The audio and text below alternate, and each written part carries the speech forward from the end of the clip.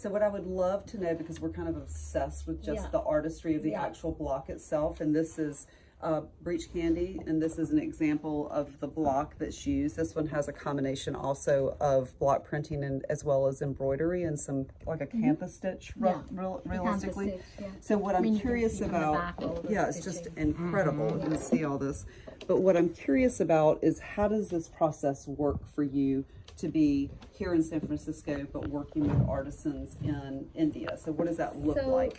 So to begin with, I have deep relationships with the artisans that I work with. So, you know, we've worked together with the same people for the last 8-9 years. Right. So there's already a deep understanding and relationship. Yes. So that's the starting point, and where we've really invested time and to make that work for us and them.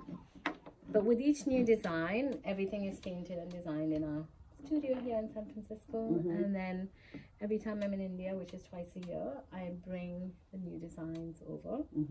And or sometimes send them a bit in advance so that they can have something ready for you, right? So start thinking about it and figuring it out.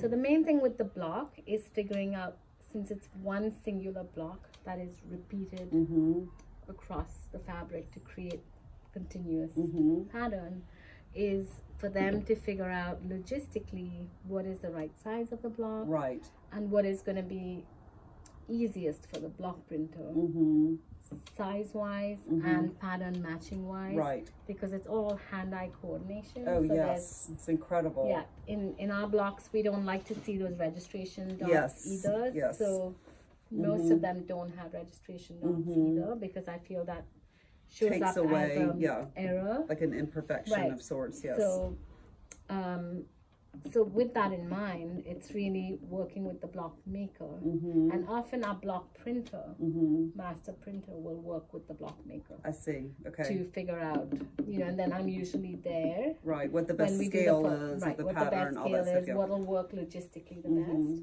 and then I'm there when that is happening, so that we can do the trials and I can approve and say yes, that works, or that doesn't work, and, you know, so it's a lot of back and forth. Yeah. So for example, like with this Nantucket block, we created the embroidery guide in the block with these multiple little dots, but then we did the sample and we said, oh, that's the dots have to go. There's too many of them, so we're lessening that. Right. So it's that kind of back and forth. Right.